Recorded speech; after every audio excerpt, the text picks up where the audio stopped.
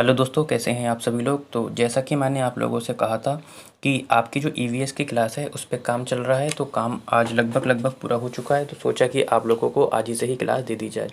मैंने आपको संडे और या मंडे का वादा किया था, तो आज हम ईवीएस की क्लास को शुरू करते हैं। ठीक। बाकी आप लोगों को कोई भी क्वेरी है या किसी भी तरीके की परेशानी, नोट से रिलेटेड या कुछ भी परेशानी है, आप लोग मुझे व्हाट्सअप कर सकते हैं या कमेंट सेक्शन में बता सकते हैं। ठीक है, बिना किसी झिझक से या शर्माते हुए आप लोग मुझसे सारी बातें शेयर कर सकते हैं। सॉल्यूशन अगर होने का होगा तो आपका सॉल्यूशन ज़रूर किया जाएगा। फ़िलहाल मैं आपसे रिक्वेस्ट करूंगा कि एक बार आप लोग क्या करेंगे, क्लास को शेयर करेंगे। चाहे आपके पास कोई ग्रुप हो या आपके दोस्त वगैरह सीटेट की तैयारी कर रहे हैं, आप लोग शेयर करेंगे, जिससे कि थोड़ा मोटिवेशन हमें भी मिले। क्योंकि क्लास बेटा बनाने में आपको पता है कि काफ़ी वक्त भी लगता है और कंटेंट को निकाल कर आप तक पहुँचाने के लिए भी काफ़ी समय लगता है। ठीक है, तो आप लोग इतना तो कर ही सकते हैं। अगर आपको क्लास ठीक लगेगी, मुझे यकीन है कि क्लास आपको ठीक लगेगी, कंटेंट पे बेटा काफ़ी अच्छे से काम किया गया है, तो आप लोग क्लास को बेटा शेयर ज़रूर करें। ठीक है, बाकी तो एक बार देख लेते हैं कि सिलेबस में हमें क्या क्या पढ़ना है। ठीक है, तो ये एक सिलेबस है आपका और इसी सिलेबस से आपके 2 नंबर पक्के हो जाते हैं। ठीक है, 2 नंबर आपके इसी सिलेबस से मिल जाते हैं। पहला पर्यावरण का जो सिलेबस है, पहला पार्ट में आपके विषय वस्तु हैं, दूसरे पार्ट में आपका पेडागोजी का सिस्टम है, यानी कि शिक्षण है आपका। ठीक है, इसका सिलेबस अभी मैंने मेंशन नहीं किया है क्योंकि जब इसे शुरू कराएंगे तभी कराएंगे, क्योंकि इसमें ही काफ़ी समय अभी लगने वाला है। ठीक है, तो एक एक करके देख लेते हैं। विषय वस्तु में यहाँ से क्वेश्चन कैसे बनते हैं, ये आपका सिलेबस है पूरा। परिवार एवं मित्र, भोजन, आश्रय, जल, यात्रा, जो हम सोचते हैं और करते हैं। ठीक है, इसी के अंदर एक उपभाग है संबंध, कार्य एवं खेल, पशुएं और पौधे। ठीक। अब क्वेश्चन कैसे बनते हैं, थीम और उप थीम से क्वेश्चन बनते हैं। हर साल आपका 1 से 2 नंबर आपके फर्स्ट और सेकंड, ये पहले पेपर और दूसरे दोनों पेपर के लिए बेटा इंपॉर्टेंट है, तो आप लोग बिल्कुल भी इसे इग्नोर नहीं करेंगे। ठीक है, ये सोच कर कि यार पीडीएफ तो मुझे मिल जाएगी, तो हर चीज़ आपको पीडीएफ में नोट करी भी नहीं मिलेंगी। कुछ मैं बोलूँगा, कुछ चीज़ इसमें मैं लिखूँगा भी। ठीक है, तो क्वेश्चन बनता है आपका थीम से। तो ये जो आपका थीम, इसी को ही हम क्या बोलते हैं, उप थीम बोलते हैं, मुख्य थीम। ठीक है, मुख्य थीम। ठीक है, या तो थीम बनेगा या मुख्य थीम बनेगा। अब थीम की संख्या पूछ लेता है, तो बेटा संख्या जो होती है इसकी, तो संख्या कितनी होती है बेटा, थीम की संख्या होती है 6।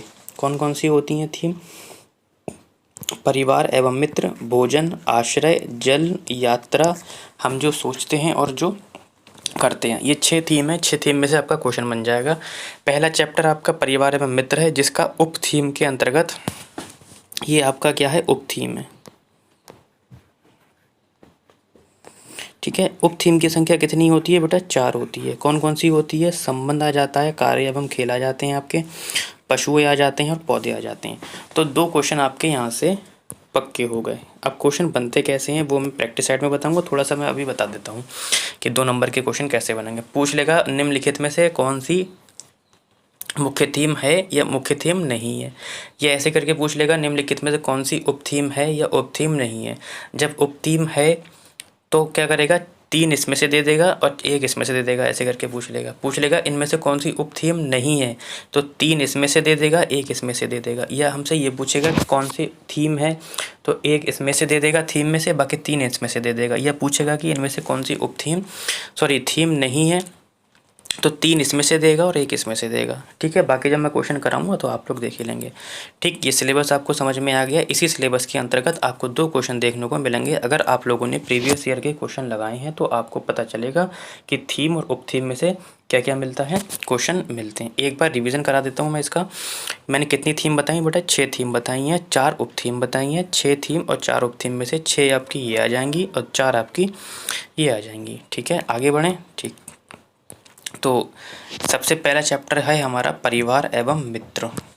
ठीक है, तो शुरू करने से पहले मैंने एक क्वेश्चन लिख दिया है कि पर्यावरण की विषय वस्तु में परिवार प्रकरण, ठीक है, कहीं कहीं प्रकरण भी लिखा होगा, थीम की जगह क्या लिखा होगा, प्रकरण। तो प्रकरण का मतलब भी क्या होता है, थीम ही होता है। और अगर यहाँ पे उप लगा देंगे तो उप प्रकरण यानी कि उप थीम हो जाएगा। तो एक चीज़ आपको यहाँ पर ये समझने को मिली।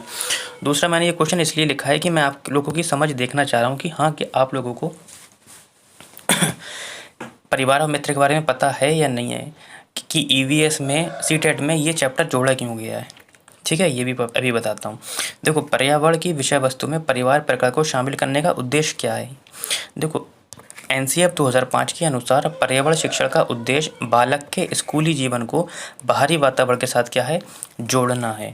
ठीक है, तो पर्यावरण को ईवीएस में परिवार को और मित्र को इसलिए जोड़ा गया है क्योंकि जब बच्चा स्कूल में पहुंचता है तो वो कहाँ से होके आता है, तो वो अपने परिवार से ही होके आता है। परिवार में ही वो काफ़ी चीज़ें देखता है, समझता है। लगभग उसका जो सामाजिकरण है वो भी परिवार में ही होता है। पहली शिक्षिका भी उसकी कौन होती है? माता ही होती हैं।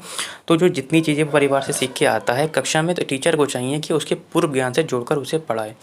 ठीक है, इसलिए परिवार को जोड़ा गया है क्योंकि परिवार में ही बच्चा काफ़ी चीज़ें सीख कर आता है और टीचर क्या करता है, उसके माहौल से ही उसको समझता है। निदान करने के बाद अब फिर वो क्या करता है, पूर्व ज्ञान से जोड़कर पढ़ाना शुरू कर देता है।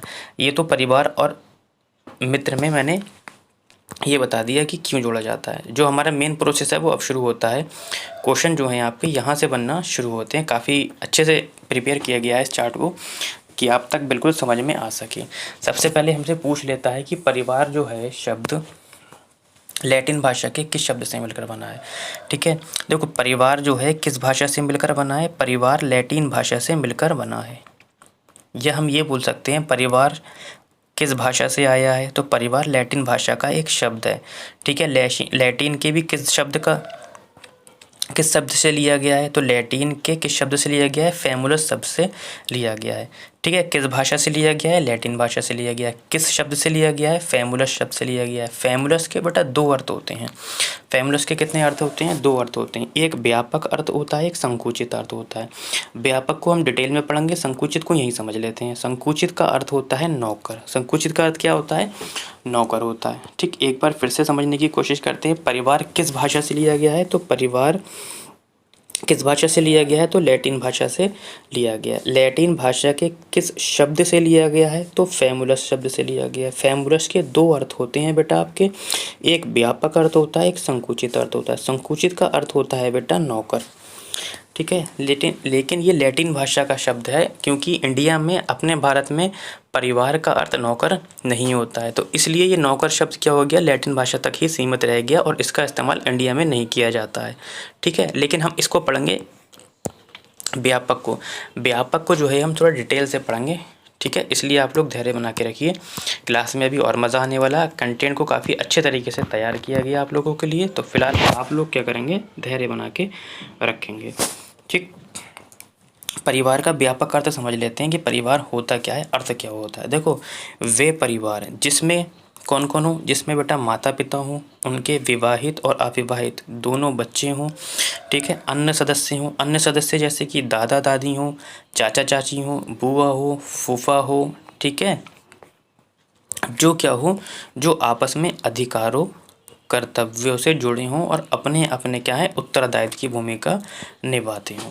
ठीक है, तो परिवार का व्यापक अर्थ आपको समझ में आ गया होगा।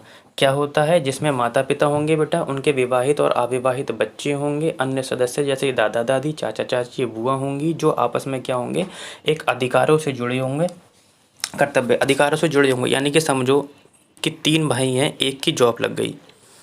ठीक, जब जॉब लग गई तो उनके अधिकार अपने आप से समझ में आ जाएंगे। ठीक है, कि यार ये मेरा अधिकार है। अब वो जब उनके पास सैलरी आना शुरू हो जाएगी तो वो फिर क्या करेंगे, घर में उसको क्या करना लगेंगे, खर्च करना शुरू कर देंगे। यानी कि वो अपना क्या करने लगेंगे, क्या करने लगेंगे, कर्तव्य से जुड़ने लगेंगे। और जब वो पैसे इधर उधर बांटने लगेंगे, जैसे कि छोटे भाई की पढ़ाई के लिए, बड़े भाई के लिए, ठीक है, छोटी मामी, छोटी चाची के लिए, इस तरीके से यहाँ पर वो क्या कर रहे हैं कि अपने अपने उत्तरदायित्व की भूमिका निभा रहे हैं। अगर 2 की जॉब लग गई तो और आसानी, 3 की जॉब लग गई तो और आसानी। क्योंकि क्या होता है परिवार में, अगर परिवार एक संयुक्त है, एकल नहीं है, तो उसमें क्या होता है, उसमें अधिकार, कर्तव्य और अपने अपने उत्तरदायित्व के सब लोग क्या करते हैं, भूमिका निभाते हैं। तो परिवार का एक व्यापक अर्थ है। इसके बाद परिवार देख लेते हैं। इसके बाद परिवार का सामान्य अर्थ क्या होता है? परिवार का सामान्य अर्थ, परिवार एक क्या है बेटा, सामाजिक संस्था है। सामाजिक संस्था है यानी कि बच्चे का सोशलाइजेशन कहाँ से होता है, समाज से होता है। क्योंकि बच्चे में क्या क्या बच्चा जो होता है परिवार से बहुत कुछ सीखता है। जैसे कि घर में चाचा चाची दादा दादी सब हैं। अब बच्चा कमरे से निकलता हुआ आया और उसने क्या करा, नाक में उंगली या मुंह में उंगली ली। दादा दान बैठे हुए थे, अब दादा ने क्या, ना बेटा ना, ये क्या होती है, गलत बात होती है। तो यहाँ से क्या हुआ, सामाजिकरण का विकास होता है। अब सामाजिकरण संस्था है जिसमें बच्चे क्या क्या करते हैं, जिसमें बच्चे बेटा जन्म लेते हैं, विकास करते हैं और उनका क्या हो जाता है, अंत हो जाता है। तो ये जो साइकिल है बेटा, ये जो साइकिल है हमेशा क्या ऐसे ही चलती रहती है। बच्चे जन्म लेते हैं, जवान होते हैं, मर जाते हैं, परिवार कम हो जाता है, फिर नए बच्चे आ जाते हैं। इस तरीके से ये क्रम चलता रहता है। परिवार कैसा साधन है, परिवार जो है शिक्षा का एक अनौपचारिक साधन है, इसको ध्यान रखना है। ठीक है, शिक्षा बेटा 2 प्रकार की होती है, जिसको मैंने समझाने के लिए क्या किया यहाँ पर मेंशन कर दिया है, जिससे कि आपको शिक्षा भी समझ में आ जाए। देखो, शिक्षा 2 प्रकार की होती है। पहली औपचारिक होती है, दूसरी कैसी होती है, दूसरी आपकी अनौपचारिक होती है। औपचारिक शिक्षा में क्या होता है बेटा, सब कुछ नियमबद्ध होता है, यानी कि उद्देश्यपूर्ण होती है। यानी कि यदि आपको डॉक्टर बनना है, टीचर बनना है, सीटेट क्वालिफाई करना है, उसके बाद टीचर बनना है, ठीक है, वकील बनना है, तो निश्चित उद्देश्य होता है, निश्चित समय होता है। स्कूल जाना है तो टाइम से जाना है, टाइम से आना है, निश्चित पाठ्यक्रम होता है, एक सिलेबस निर्धारित किया दिया जाता है। जैसे कि सीटेट में अभी मैंने आपको सिलेबस बताया, निर्धारित कर दिया गया कि आपको इतना पढ़ना है, निश्चित स्थान होता है। लेकिन अनौपचारिक क्या होता है बेटा, ये जीवन पर्यंत चलती है। यानी कि जब बच्चा पैदा होता है तब से लेकर मृत्यु तक क्या होता है, इसमें सब कुछ चलता रहता है। यानी कि इसमें उद्देश्य निश्चित नहीं होते हैं, समय भी निश्चित नहीं होता, कोई भी कहीं भी सीख लेता है, पाठ्यक्रम भी निश्चित नहीं होता है, ना ही स्थान निश्चित होता है। इसलिए क्या कहा जाए, इसलिए मैंने कहा ऊपर कि जो परिवार है आपका, वो परिवार कैसी शिक्षा का कैसा साधन है, ये अनौपचारिक साधन है आपका। ठीक, क्लियर हो गया। अगर आपको किसी भी वजह से क्लास समझ में नहीं आ रही है तो आप लोग कमेंट में बता सकते हैं, मैं दूसरे तरीके से बताने की कोशिश करूँगा। उसके बाद परिवार को बच्चे का क्या कहा जाता है, प्रथम स्कूल। क्वेश्चन बनते हैं बेटा यहाँ से, पूर्व विद्यालय या पूर्व शिक्षा का केंद्र कहा जाता है। पहला सामाजिकरण का पाठ बालक कहाँ से सीखता है, परिवार से सीखता है। अभी मैंने बताया कि दादाजी ने टोक दिया, परिवार में प्रथम गुरु पूछ लेता है, तो प्रथम गुरु कौन हो जाती है, उसकी माँ हो जाती है। ठीक है, बाकी जो परिवार का वर्गीकरण है आपका, इसे हम क्या करेंगे, नेक्स्ट क्लास में कंप्लीट करेंगे। ठीक है, काफ़ी अच्छे से लिए गए सारी चीज़ें। आप लोग बेटा क्लास को ज़रूर शेयर करेंगे, मैं उम्मीद करता हूँ आप लोगों से।